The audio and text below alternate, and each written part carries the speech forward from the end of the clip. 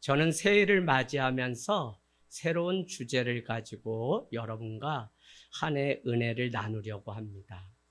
개인적으로 지금까지 신앙생활을 하고 또 여기에 하늘 땅 교회가 세워지기까지는 많은 고민이 있었습니다. 그 중에 첫 번째는 교회의 계급화의 문제에 대한 고민이 있습니다. 예를 들면 집사보다 권사가 높고 권사보다 장로가 높고 장로보다 목사가 높다라고 하는 하이라키식의 구조. 그래서 교회는 다 주님의 제자여서 낮아지고 섬기는 자가 되어야 되는데 그렇지 못한 것에 대한 안타까움이 있었습니다. 그런가 하면 또 한 가지의 가장 중요한 문제는 무엇이냐면 이 교회라고 하는 것이 종교화되어 가는 것에 대한, 화석화되고 많은 것에 대한 아무런 능력과 변화가 나타나지 않는 성도와 교회에 대한 그 회의감이 있었던 적이 있습니다.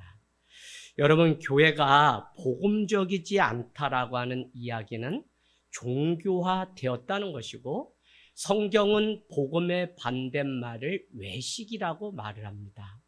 그래서 허례허식과 체면만 남고 삶의 변화가 전혀 일어나지 않는 사람들의 모임이 교회가 되는 이 안타까운 것을 보면서 회심자 한 사람을 찾아서 목회하려고 지금까지 부단히 타협하지 않고 여기까지 왔습니다. 여러분, 복음을 만나면 누구든지 반드시 그 삶에 변화가 있습니다. 그런데 교회를 오래 다니고 예수를 믿고 기도를 하는데 내 삶뿐만 아니라 삶의 열매를 보아 안다고 하는데 아무런 변화가 일어나지 않다면 우리는 디모데의 말씀처럼 경건의 모양은 있지만 경건의 능력이 없는 시대를 살아가는 것입니다. 예수님께서 우리에게 주신 복음이라고 하는 그 참 의미를 깨닫지 않으면 온전한 변화가 아니라 오히려 종교화되는, 그래서 복음의 반대말은 바로 종교화라고 하는 것입니다. 그래서 교회가 점점 더 코로나를 마치고 나면서 얼마나 화석화된 우리의 신앙인지 종교화가 더 이상 힘이 없고 능력이 되지 않는 것을 우리는 경험하게 되었어요. 특별히 여기 우리의 자녀들이 있고 자녀의 신앙을 고민하는 부모 세대가 여기에 있습니다. 이렇게 가게 되면 우리가 마지막 교회를 지키는 후회가 될지도 모른다는 사실을 여러분은 아셔야 돼요.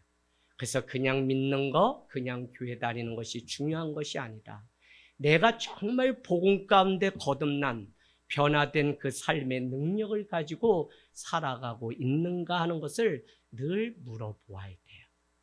성경은 우리에게 말씀을 믿어라, 말씀으로 우리가 충만케 되라 라고 얘기함에도 불구하고 제가 말씀이라고 하는 상투적인 단어를 쓰지 않고 오늘 하나님의 아들 예수 그리스도는 복음의 시작이다 라고 할 때 그 복음으로 거듭나고 복음으로 세워지는 교회로 달려가고자 오늘부터 계속적으로 여러분과 부딪히는 삶을 살려고 합니다. 그래서 복음 앞에 우리의 인생의 동기와 과정과 목적이, 특별히 복음 앞에 내 삶을 세울 때 인생의 결론인 복음으로 다시 거듭나는 일들을 경험해야 돼요. 여러분, 이렇게 되지 않으면 저 자신도 이중성의 노예가 되어서 전하는 말씀은 그럴싸하지만 살아내는 삶이 되지 않는 제 모습을 보았어요. 여러분이 주님을 사랑한다고 말하고 고백하고 기도하고 예배하지만 정작 그 주변에 악한 것들만 열매 맺는 일들을 우리는 너무 많이 보았다는 것입니다. 오늘 첫 번째 순서, 400년의 침묵을 깨고 이 땅 가운데 최초의 복음서인 순서 배열상 마태복음이 가장 앞에 있을 뿐 얼마나 촉박하고 급박했는지 즉시와 순종, 즉시 곧이라고 하는 단어가 가장 많이 기록된 복음서, 그리고 사복음서 중에 가장 짧은 16장에 해당하는 복음서가 바로 마가복음입니다. 그럴 정도로 가장 우리의 손에서 손에 들려져서 로마 황제의 핍박 가운데 일으켜지던 쪽복음이 마가복음인데, 마가복음은 우리에게 하나님의 아들 예수 그리스도는 복음의 시작이라고 하는 선포와 함께 우리에게 시작되고, 예수님의 족보가 소개된 것이 아니라 갈릴리 바다에서 바로 첫 사역이 시작되는 것을 보면 이 복음이 전해지지 않으면 안 되는 급박한 상황 가운데 놓여 있음을 우리는 알 수 있습니다. 그러고는 이렇게 얘기하죠. 회개하라, 그리고 나서 복음을 믿으라 라고 1장 몇 절이죠? 15절에 우리에게 말씀하고 있습니다. 왜요? 때가 찼기 때문에, 하나님의 나라가 우리 가운데 가까이 왔기 때문에 우리는 회개하고 복음을 믿어야 되는, 그래서 성경에는 무수히 복음이라고 하는 단어가 소개되고 있는 것을 우리는 알 수 있습니다. 여러분, 복음이 무엇일까요? 복음, 여러분 한번 적어놔 보실까요? 유앙겔리온, 좋은 소식이라고 하는 뜻이 바로 유앙겔리온, 헬라어에 있습니다. 그러니까 복음은 뭐냐? 복음은 반가운 소식이고 좋은 소식이다. 전쟁터에 아들이 나갔는데 멀리서 마병이 깃발을 들고 흔들면서 달려와서 외치기를 유앙겔리온, 좋은 소식이요 라고 와서 외쳤다는 것입니다.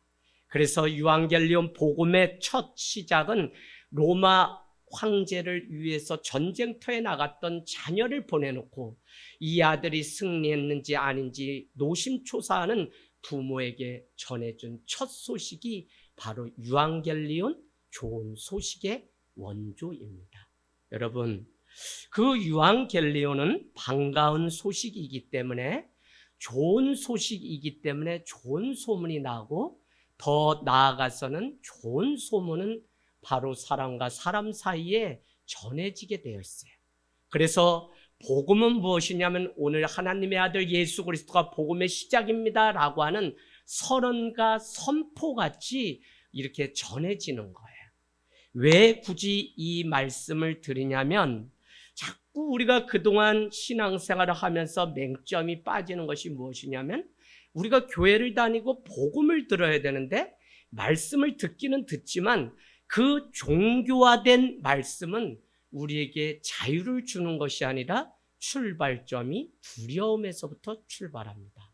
너가 주의를 지키지 않으면, 헌금을 하지 않으면, 너가 기도를 하지 않으면 너가 이런 복을 받지 못한다와 동시에 너는 이런 저주를 받을 거다라고 하는 그런 맹점 가운데 전해져서 그것을 우리는 말씀이라고 복음이라고 여기며 여기까지 왔다는 거예요.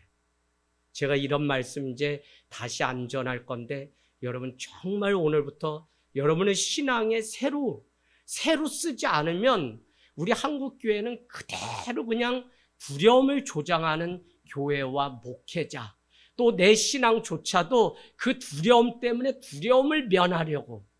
왜 여러분 복음의 반대가 종교냐면, 삼신 할머니한테 물을 떠놓고 아침마다 새벽에 그렇게 기도하던 그 우리 조상들의 그 모습이 교회에도 여전히 있다고. 왜?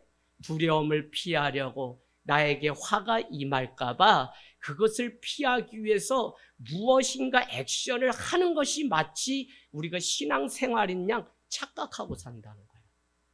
제가 서울에서 개척할 수 있지만 여기 내려와서 여러분과 만나서 14년을 쌓은 것이 무엇이냐면 자발적인 신앙이에요. 언제까지 목회자가 문자를 들고 오셔야 됩니다, 예수님 재림하셨는데 빨리 오셔야 구원받습니다, 이렇게. 그래서 10,000명 되는 그런 교회에서 사역을 하며 그날 주일 오후 10시까지 제가 맡고 있는 구역에 200여 명의 성도들이 왜 결석했는지 원인을 조사해서 담임 목사님께 보고하기 전에는 퇴근을 하지 못하던 교회에서 하면서, 언제까지 이 한국교회가 누가 등 떠밀고 떠먹여줘 가지고 살아가냐. 그게 여러분 겁을, 두려움을 조장해서 여기까지 잘 온 것 같지만 화석화되어서 스스로 복음 가운데 감동이 되어 이 복음 때문에 복음에 합당한 삶을 살아내야 되는데 이게 되질 않아요. 그래서 오늘부터 여러분 전하는 그 말씀 무엇이 복음인지를 잘 보시면 여러분의 신앙이 새로워질 줄로 믿습니다. 복음을 알지 않으면 종교에 빠지는데 종교는 두려움을 조장한다. 그 종교는 무엇으로 우리의 인생을 그루밍하게 되냐면 더 윤리적이고 선하고 도덕적이고 공덕을 쌓는 삶이 마치 우리가 해야 되는 삶. 목사님, 그러면 그렇게 살지 말라는 건가요? 아니, 그것은 복음의 결과로서 그런 삶을 살아가야 되는 거지만 그것 자체가 복음이 아니에요. 더 쉽게 얘기하면 하나님이 우리를 사랑하시기 때문에 우리를 축복하시는 거지, 축복이 목적이 돼서 축복받으려고 하나님 앞에 무엇인가를 하게 되면 그것은 하나님이 주인이 아니라 복이 주인이 되어서 기복신앙이라는 것에 우리가 빠지게 된다고요. 주객이 전도되어서 신앙생활하는 것이 얼마나 한국 교회는 많은지. 그래서 교회에서 막 열심히 살고 막 하지만 정작 가정과 막 다 무너지고 아무런 열매가 없는 것을 우리는 보게 돼요. 그래서 여러분 이 복음으로 다시, 복음은 그런 게 아닙니다. 그냥 복음은 반가운 소식이고 기쁜 소식이기 때문에 가르쳐야지 알게 되고 강요하거나 권면하거나 충고해서 받아들이는 그 복음이 아니라 복음은 그냥 예수 그리스도가 우리를 위해서 오셨다는 그 소식이 들려져서 기쁜 소식이기 때문에 우리는 그대로 받아들이는 거예요. 그래서 복음은 선물이지 이것이 무슨 막 돌을 닦든 막 우리가 뭐 말씀을 잘 외우면 그거는 우리가 하나님의 은혜가 무엇인지 알게 되니까 말씀 가운데 가까이 가는 것이지 복음과 복음의 결과를 혼동하면 큰일 나요. 하나님이 복음이시지 하나님이 우리에게 뭘 베푼 게 마치 복음이 되면 우리는 40일 기도했더니 하나님이 내 기도를 응답하셨다. 하나님은 우리의 기도를 들으시는 분이시다가 복음이지 40일 기도하면 하나님이 들어주신다 하는 것 때문에 사람들은 나는 100일을 기도해서 더 큰 걸 얻을 거야. 나는 200일을 기도해서 점점 여러분 기복신앙으로 빠지는 이유가 여기 있어요. 집사님 지금 따라오세요? 따라오시는 거죠? 눈 깜빡깜빡. 네, 깜빡깜빡. 여러분 지금까지 우리가 믿었던 거 잘못이라고 말하는 게 아니라 더 복음 가운데 깊이 가서 복음은 두려움이 아니라 자유를 우리에게 주는데 그 자유를 누리고 예수 그리스도와 사귐의 단계에 가야 돼요. 그러려면 복음을 알아야 돼요. 자, 복음은 무엇이냐면 복음은 우리가 행하는 무엇을 소개하는 게 아니에요. 내가 주어가 돼서 내가 이렇게 했더라, 내가 이렇게 한다라는 걸 소개하는 게 아니라 복음은 무엇이냐면 우리를 위해서, 나를 위해서 무엇을 해주셨는지가 포커스예요. 이해되시나요? 요걸 모르면 자꾸 내가 뭘 했는데 들어주시지 않았다라고 해서 우리는 소위 시험에 드는 일이 생겨요. 여러분, 욥은 시험에 든 것이 아니라 복음적인 삶을 살았기 때문에 하나님 앞에 그 고난과 고통의 시간을 철저히 살아내서 은혜의 삶으로 그가 바뀌었어요. 요나는 복음적이지 않기 때문에 율법주의에 빠져 있었기 때문에 저 니느웨 저자들이 왜 구원을 받아야 되느냐고 외치면서 복음을 전하지 않는 삶을, 그래서 다시스로 도망가는 인생을 살게 돼요. 우리가 여러분 솔직히 그럴싸하게 주일이면 성경책 들고, 특별히 여기 청년들 잘 들으세요. 그냥 이 아까운 시절을 이것도 해도 되고 저것도 해도 되고 젊음이 있으니까 다 나는 살아보고 그래서 거기서 선택한다. 이건 부모님도 잘못 가르치는 거고 자녀의 인생도 잘못되는 거예요. 전혀 복음적이지 않아요.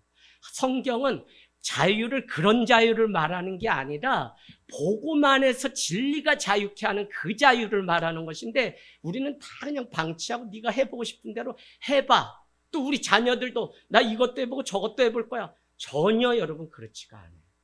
자, 그래서 복음은 무엇이냐면 우리가 행하는 것에 초점이 있는 것이 아니라 오히려 우리를 위해서 행해진 것이 무엇이고 그것에 어떤 반응을 보여야 되는지를 복음은 소개하고 있어요. 복음은 우리가 무엇을 행했다고 기록하거나 무엇을 해야 된다고 하는 그 책임을 우리에게 가르치는 게 아니에요. 자꾸 교회를 다녀도 이 메커니즘을 목회자들이나 교회가 그동안 계속 답습하면서 여기까지 와서 한 번도 복음 가운데 거듭나지 않으니까 직분이 있어도 늘 신앙생활은 애기에 준한 변함이 없어요. 자, 그래서 우리가 복음을 알아야 되는데 복음은 오히려 하나님이 무엇을 행했는지를 우리에게 전해주는 기쁜 소식이다라는 거예요. 복음을 이해하지 못하면 자꾸 윤리적, 도덕적, 선행적 삶을 추구하는 것이 마치 복음적인 삶이다. 그래서 가난한 이웃을 뭘 돕고 이거는 하지 말라는 게 아니라 복음의 결과라고요. 그러면 복음은 무엇이냐? 예수 그리스도께서 우리를 위해서 주셨다는 게 복음이에요. 여러분 쉽게 얘기해 볼게요. 종교는 내가 자꾸 하나님을 찾아가야 되는 것으로 가르쳐요. 복음은 찾아가는 게 아니라 하나님이 하강을 하셔서 인간의 몸을 입고 이 땅 가운데 오셔서 우리와 함께 찾아오셨다고 소개해요. 근데 이 원리를 모르면 계속 우리는 덕을 쌓고 30일 기도하고 40일 하고 특별 새벽 기도하고 이래야만 마치 구원을 얻는 것처럼 착각해요. 여러분 이 메커니즘을 잘 이해하시라는 게 이렇게 되면 뒤에 이제 앞으로 쭉 설명하겠지만 나 이미 구원 받았으니까 나 이제 거룩한 삶 살 필요 없어 라고 하는 거짓 교사들이 가르쳤던 율법 폐기론자가 될 수 있어요. 그 얘기가 아니에요. 복음을 먼저 알고 복음에 합당한 삶을 살아가야지 복음은 모른 채 복음의 결과에만 우리의 목적이 돼서 그거에 빠져 살면 우리는 종교인, 특별히 자판기 신앙이 돼요. 내가 눕더니 그냥 기도 해달라고 했더니 툭툭 빠져나오는 아파트 사게 해달라, 차 사게 해달라, 기도했더니 샀다 이거예요. 그렇게 되면 자판기 신앙, 그걸 기복신앙이라고 하는데 그렇게 된다고요. 그래서 여러분 오늘 타 종교도 신앙생활, 종교생활을 하게 되면 그들도 더 착하게, 더 수양하고 더 어떻게 해요? 사람들 돕고 공덕을 쌓는 삶을 살아요. 우리 기독교가 복음적이라고 할 때 우리는 윤리, 도덕으로 내가 뭘 의무를 했기 때문에 신앙이 좋다 이런 차원에 머물면 우리는 복음적인 삶이 아니라 종교적인 삶을 살아가요. 제가 서울에서 늘 말씀드리지만 이 문제 때문에 괴로워서 내려오게 됐어요. 제법 대우도 받고 큰 교회, 좋은 교회, 정치인들, 연예인들, 음악인들 너무 일주일이면 지연이 연주 2번씩 예술의 전당에 음악 신방을 가야 될 정도로 나중에는 클래식을 공부해야 돼요. 몇 악장에 어디에서 클라이막스가 있었다고 정확히 단연 보고를 하지 않으면 커튼콜이 있었다고 말하지 않으면 좋았어요. 목사님 좋았어요. 이러면 이 목사는 맨날 정확치가 않아요. 어디에 좋았 그러니까 아침에 출근하면 93.1 클래식을 들으면서 베토벤부터 공부를 해야 되는 수준이 너무 높은 교회에서 사역을 하는데 문제는 뭐냐? 종교적인 삶을 살아가는 분들과 날마다 그 신앙을 한다는 게 너무 괴로웠고 나중에는 이 강단에서 변하지도 않고 적당히 비빔밥처럼 할 건데 이거를 가지고 내 혼자 목에 힘을 주는 게 너무 괴로워서 8년 사역하고 내려오게 된 것입니다. 여러분 기독교는 종교가 아니라 복음입니다. 구약의 유앙겔리온 기쁜 소식이 몇 번 나오냐면 23번 나와요. 적어놓으세요. 23번. 그래서 우리는 예로 시편 40편 9절을 가서 같이 읽겠습니다. 시편 40편 9절. 시편 40편 9절. 내가 무엇을 했기 때문에 나는 신앙이 있다, 벌을 있다. 그러면 거기에 가장 빠지기 쉬운 목사가 누구냐면 개척교회 목사예요. 내가 여기까지 애썼는데 나를 몰라줘? 여러분, 우리에게는 아무런 공로도 없고 구원조차도 너에게서 나지 않고 자랑치 못하게 한다고 하는 게 바로 종교에 빠지면 나로부터 주어가 사용되기 때문에 그게 아니라고요. 자, 그래서 시편 40편 9절 읽겠습니다. 시작. 내가 많은 회중 가운데서 의의 기쁜 소식을 전하였나이다. 아멘. 기쁜 소식, 의의 기쁜 소식 할 때 기쁜 소식이 뭐냐면 23번이나 구약에 복음이라는 단어 유앙겔리온이 나오는데 이미 구약도 복음으로 오신 예수 그리스도로 예언하셨고 우리에게 마가복음 1장 1절은 400년의 침묵을 깨고 복음이신 예수 그리스도, 하나님의 아들 예수 그리스도가 이 땅 가운데 오셨다는 사실을 가르쳐줘요. 신약 성경에는 133번이 유앙겔리온 복음이 나옵니다. 로마서 1장 16절은 복음에는 하나님의 의가 나타나서 오직 의인은 믿음으로 말미암아 살리라. 복음이 무엇이냐? 구원을 베푸시는 하나님의 능력이 바로 복음이라고 우리에게 소개해요. 그런가 하면 갈라디아서는 내가 전한 복음에 다른 복음을 전하면 다 거짓 사도다라고 그렇게 이야기를 합니다. 그와 같이 133번이나 복음이라는 단어가 성경에 굳이 말씀이라는 단어 외에 이렇게 기록되어 있는 것을 보면 주님은 이 땅 가운데 말씀으로 오셨지만 더 정확하게는 기쁜 소식, 복음으로 오셨다는 것입니다. 복음은 이미 우리에게 일어난 하나님의 일을 소개하는 거예요. 그 하나님의 일은 우리가 무엇으로부터 구원을 받았고 내가 무엇으로부터 구조를 받아야 했는지를 소개한 것이 바로 복음인데 창세기는 우리에게 정확히 가르쳐 줍니다. 아담과 하와에게 다 먹되 선과 악을 알게 하는 나무는 먹지 말라는 것이죠. 선과 악의 기준은 하나님께 있습니다. 그러나 이것을 먹은 아담과 하와는 비교와 판단의식, 정죄가 들어오면서 너가 나보다 못해, 너가 나보다 나아, 너가 나보다 왜 인정받아야 돼 등과 같은 비교의식이 그게 뭐냐면 선과 악을 사람이 기준을 가지려고 하는 것이 선악과의 이유예요.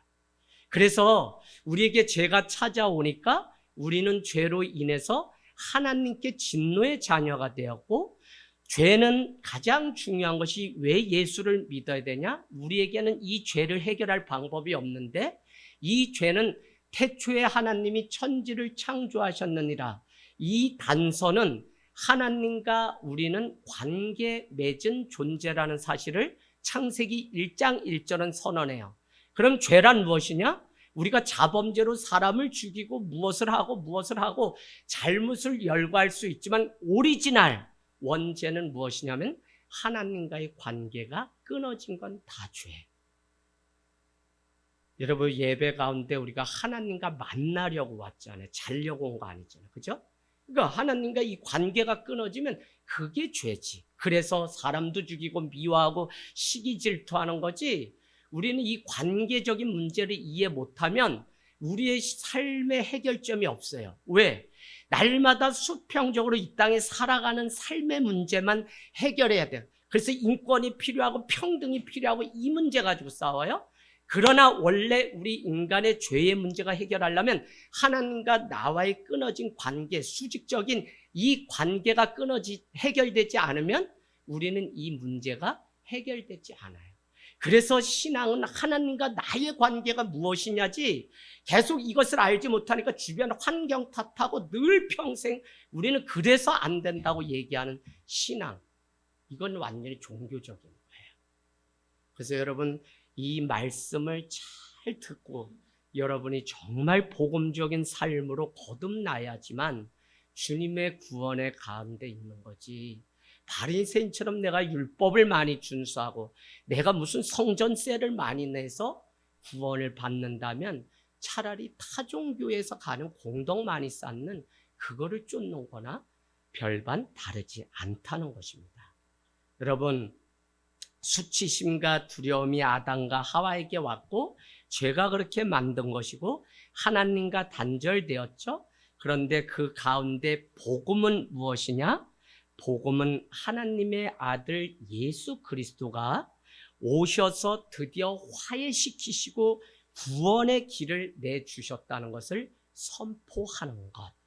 그래서 복음은 우리가 구원받기 위해서 내가 무엇을 해야 됩니다. 무엇을 해야 돼요. 이거를 소개하는 게 아니라 구원은 하나님이 우리를 위해서 무엇을 하셨는지를 철저하게 가르쳐 주는 것이 복음이라고요. 여러분, 한국 교회가 이 원리 정확히 모르니까 내가 지금부터 개척해서 여기까지 무슨 내가 업적을 쌓는데 나 이 교회 지분이 있어요 라고 하면서 다 싸우고 갈라지고 주님의 몸이 또 갈라지는 이 어처구니 없는 일들을 언제까지 할까요? 이러고 우리가 신앙생활 한 거예요. 내가 봉사 몇 년 했는데 내가 뭐 교사 몇 년 내가 뭐 했는데 그래서 전 쉬어야 돼. 이제 안 해야 돼요. 뭘 그걸 해요? 그 하나님의 은혜로 한 것이지 제가 한 거예요? 그래서 이 원리를 모르면 늘 우리는 정말 답이 없는 인생. 그래서 매일 내 삶 가운데 있는 그것만 끄냐고 늘 바쁜데 세상 살아봤잖아요. 일이 끝나나요? 심지어는 제 부모님을 보니까 이어서 장례식 치른 지 얼마 안 되는데도 또 사람이 죽는 게 이 땅의 삶인데 언제 우리의 눈물이 끝나냐고요. 근데 복음을 만나면 우리의 인생에 가장 기쁜 소식이 있기 때문에 죽은 자 같고 쓰러지는 자 같지만 다시 일어나서 생명의 길을 걸어가는 일들이 우리에게 있다는 것입니다. 여러분, 참 한국 교회가 그동안 복음이 아닌데 잘못된 길을 갔어요. 이게 맞는지 알고 갔어요. 계속 가다 보니까 거기에 길이 났어요. 그러니까 후배들이고 오는 세대는 그것이 잘못인지 아닌지 선인지 악인지도 구분 못하고 계속 그 길로 갔어요. 그러다 보니까 우리가 믿는 이 기독교가 마치 그냥 유대인이 믿는 바리새인들이 믿는 그냥 율법주의자나 우리가 똑같아요. 그러다 보니까 목회자도 성도를 평가하기를 저 사람이 얼마나 헌신했냐, 얼마나 일주일에 교회 몇 번 나오냐 이런 눈으로 자꾸 보기 때문에 우리가 신앙에 이렇게 진보가 없어요.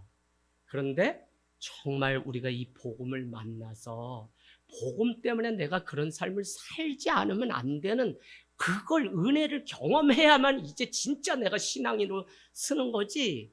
매일 이 원리를 모르게 되면 난 일주일 뭐 했다 이렇게만 계속 열거하게 돼요. 집에서도 남편 아내 다 싸우는 게 내가 당신이 설거지 했는데 뭐 했는데 밥 했는데 물론 안 하는 인간 나쁜 인간이야. 회개 봐야 돼. 그런데 그냥 싸우는 이유는 내가 뭘 했는데 너는 왜 안 하냐. 했는데 차라리 그 시간에 하나님이 나 같은 죄인도 살려주셨는데 당신을 위해서도 하나님이 죽으셨으니 얼마나 우리를 사랑하는 거야 여보 교회를 다니자 라고 얘기하는 게 지혜로운. 복음은 우리에게 두 가지를 가르쳐 주는데 당신은 형편없는 인간이라는 걸 가르쳐줘요. 얼만큼 하나님이 그 아들 예수 그리스도를 우리를 위해 십자가에 내어주셔야 할 만큼. 그런 동시에 복음은 당신 같은 귀중한 존재가 없다는 사실을 우리에게 또 가르쳐줘요. 얼만큼 하나님이 독생자 예수 그리스도를 나 같은 자를 위해서 십자가에 달려 돌아가시게 해야 할 만큼 나는 귀한 존재라는 사실을 동시에 가르쳐줘요. 그래서 이 두 가지를 같이 우리는 알아야 되는데 교회 다니고 뭐 하면 계속 난 사랑만 받아야 되는 존재. 아니요, 당신이 죄인인 것은 왜 모르냐고요. 계속 내가 뭐 주어가 돼서 뭐 했는데에 포커스가 있으니까 믿음이 안 자라요.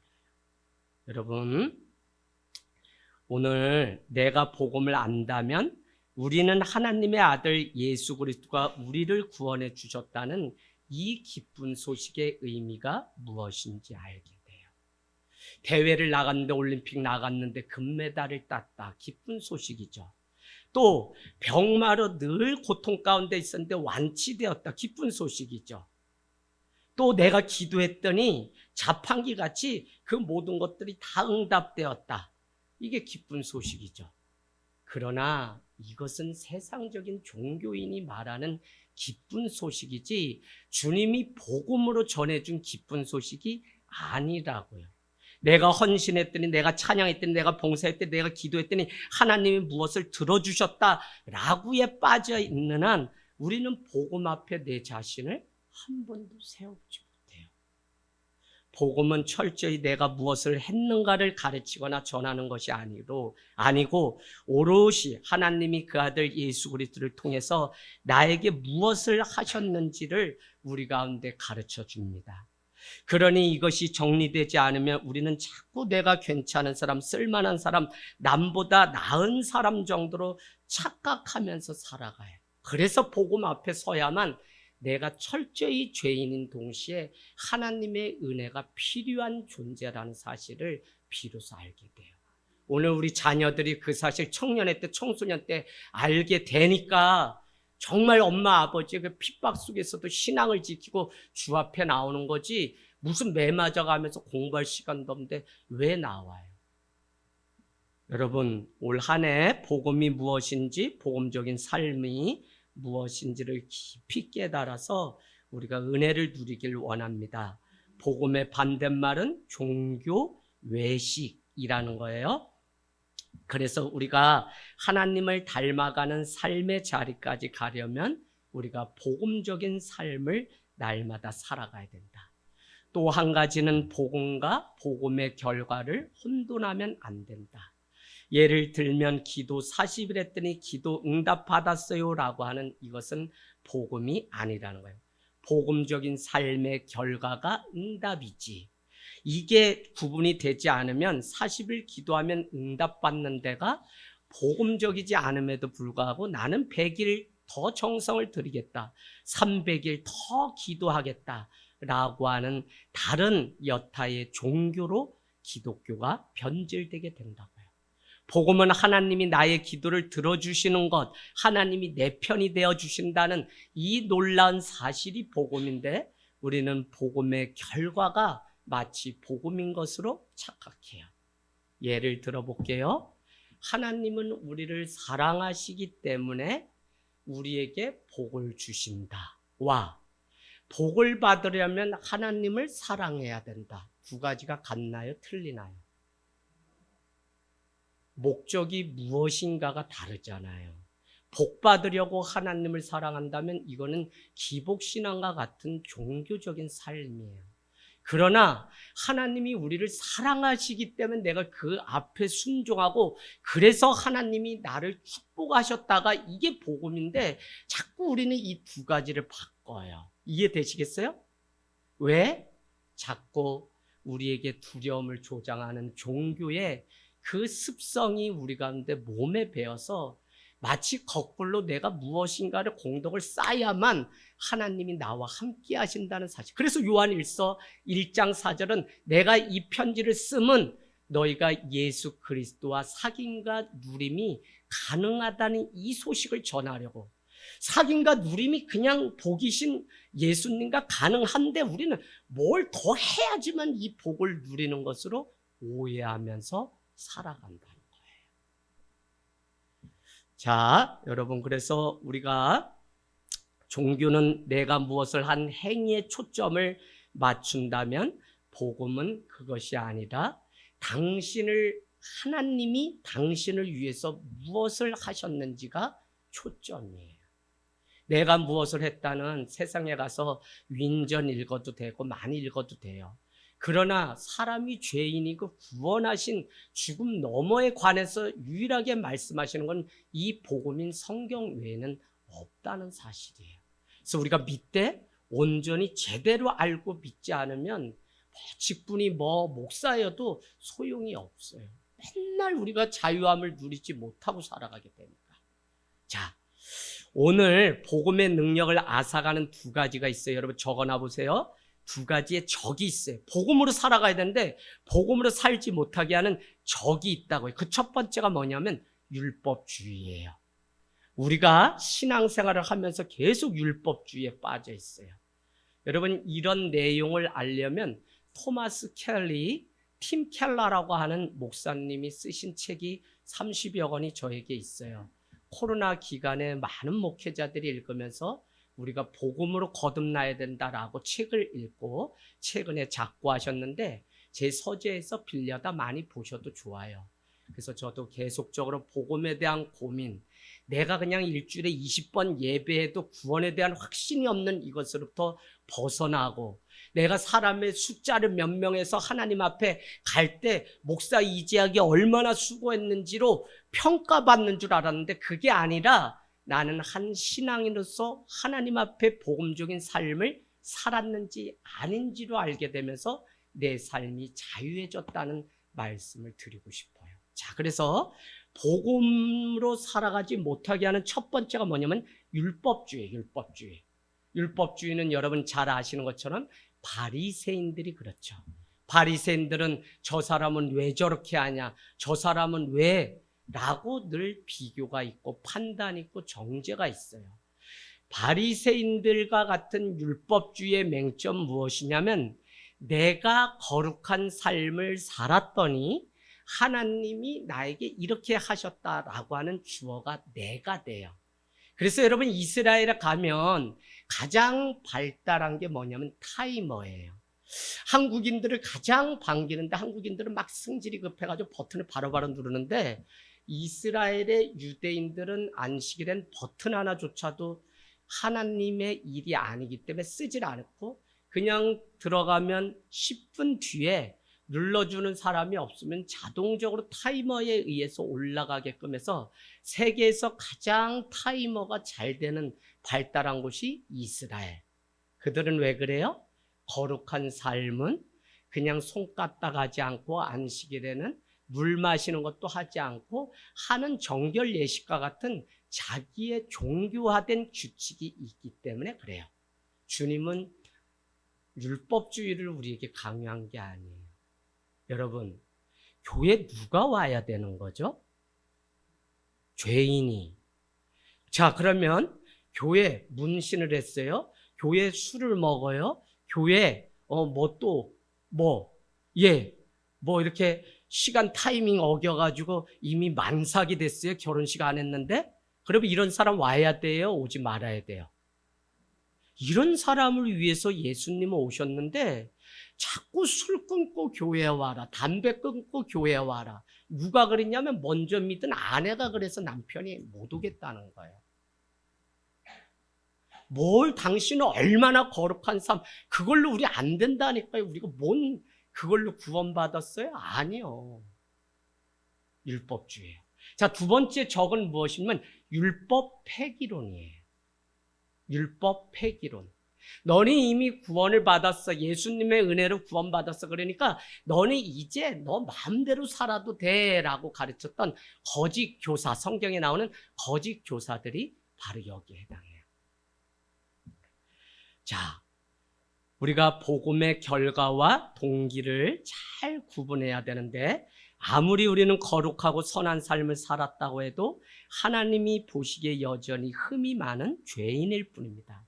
나는 아무 공로가 없고, 그런데 바리새인들은 자기들의 정결 예식을 강조하면서 거룩한 척 이야기합니다. 그들은 복음은 없고 형식적인 거룩함만 남아있는 것이죠. 삶은 없고 교리만 남아있는 게 문제예요. 율법이에요. 또한 하나님이 다 구원해 주셨으니 율법도 말씀도 윤리도 이젠 필요 없다고 말하는 저기 기쁨인의 옥수 형님 같이 가르치는 한 번 구원은 영원한 구원이다. 그래서 이후에 성화도 필요 없고 일반 교회 목사님들이 계속 성도들을 겁을 주려고 회개하라고 한다. 이렇게 가르치는 율법 폐기론자들도 잘못됐어요. 여러분, 하나님의 은혜를 알고 복음을 알면 거기에 합당한 삶을 살기 위해서 우리는 그런 삶을 살아가는 것이지. 그래서 변화되고 성화되어서 하나님을 영화롭게 하는 이 영화가 있는 것인데 이거 구원받은 거 우리가 알죠. 그렇다고 우리 막 살면 돼요? 윤리도 도덕도 없는 게 기독교나요? 잘못된 것이죠. 자, 오늘 말씀 마치면서 누가복음 15장을 여러분께 이해를 돕기 위해서 드리려고 해요. 아니, 안 찾아봤대요. 누가복음 15장은 집을 떠난 둘째 아들 탕자의 비유, 더 정확하게 말하면 하나님의 끝없는 사랑이 주제예요. 자, 둘째 아들은 자기 애에 빠져서 어련히 때가 되면 부모가 자기에게 분깃을 줄까? 자기가 자기를 너무 사랑한 나머지 아버지 저에게 분깃 주세요 라고 해서 재산을 가지고 나가서 탕진하고 주업 열매를 먹다 돌아온 아들. 그런가 하면 첫째 아들은 장남으로서 부모 곁을 끝까지 지켰어요. 밭에 나가서 일을 하는데 집안이 시끌시끌해요. 그래서 돌아와서 보니까 동생 놈이 돌아왔는데 그를 위해 송아지, 가락지, 신을, 새 옷을 입혀가지고 아버지가 잔치를 하고 있어요. 그랬더니 첫째 아들이 아버지 나를 위해서는 해준 게 하나도 없는데 라고 하는, 내가 지금까지 어떻게 살았는데 라고 하는 자기 의에 빠져 있어요. 우리에게 율법주의와 또 율법 폐기로는 자기 애와 자기 의에 빠져 사는 우리의 모습과 똑같아요. 그러면 여러분, 종교는 누가 더 착한 아들이다, 아니다, 나쁜 아들이다, 아니다를 구분하기 위해서 우리는 윤리나 도덕 시간에 그렇게 배웠다고요. 그러나 복음은 두 사람 다 죄인이라는 사실을 우리에게 가르쳐주고 있는 것이지, 그래서 예수 그리스도가 오셔야만 구원받을 수 있다는 것이지, 누가 더 의이고 누가 더 낫다고 말할 수 없다는 게 복음이 우리에게 주는 선물이라고요. 여기에 여러분이 자유할 수도 있어야 되고, 여기에 반응하기 위해서 하나님 앞에 내 삶을 돌아보고 점검하는 일도 필요합니다. 종교는 너가 무엇을 해야 복을 받는다고 강요하지 않아요. 두려움에서 출발하는 종교가 아닙니다. 복음은 그냥 들려지는 기쁜 소식이에요. 내가 무엇을 해서 복을 받는 것입니까? 하나님이 이미 복을 주시는 분이시기에 내가 복을 받은 것입니까? 우리가 예수님이 이 땅에 오셔서 우리를 살리실 때 우리가 무엇을 했는지 물어보면 알아요. 권사님, 예수님이 오셔서 나를 구원하실 때 권사님이 구원받으려고 뭘 한 게 있어요? 집사님, 뭘 한 게 있어요? 권찰님, 없어요. 그래서 모든 사람이 죄를 범하였으며 하나님의 영광에 이르지 못한다고 선포하는 동시에 로마서 5장은 우리에게 정확히 이렇게 얘기합니다. 너가 죄인이었을 때, 너가 연약할 때, 너가 아직 죄인 되었을 때 하나님이 너를 얼마나 사랑하신지 그 사랑을 확증하시려고 하나님이 그 아들 예수 그리스도를 나를 위해 주심으로 그 사랑을 확증하셨다는 거예요. 그럼 성경은 뭐예요? 구원할 때 너는 아무것도 한 게 없어요. 왜? 주님은 죄인 되었을 때, 너가 연약할 때, 너가 아무것도 아니라고 그때에 오셔서 자기의 사랑을 확증하시려고 아들 예수 그리스도를 주셨다는 거예요.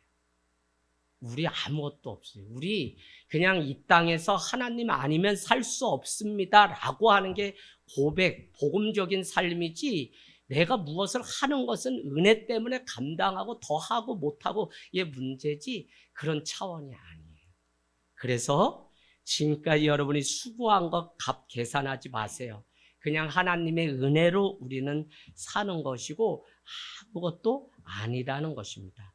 다른 이로서는 구원을 주실 만한 분이 없고 오직 예수 그리스도로 인해서 구원을 얻는다고 하는 이 놀라운 소식.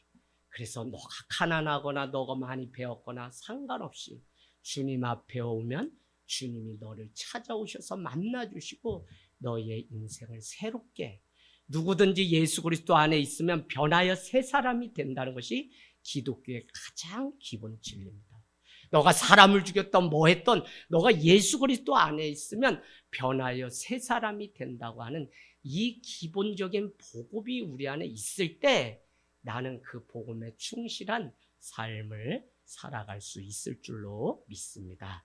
여러분, 우리 올 한 해 끝까지 가서 종교에서 벗어나서, 외식에서 벗어나서 복음적인 삶을 사는 저와 여러분이 되시길 주님의 이름으로 축복합니다.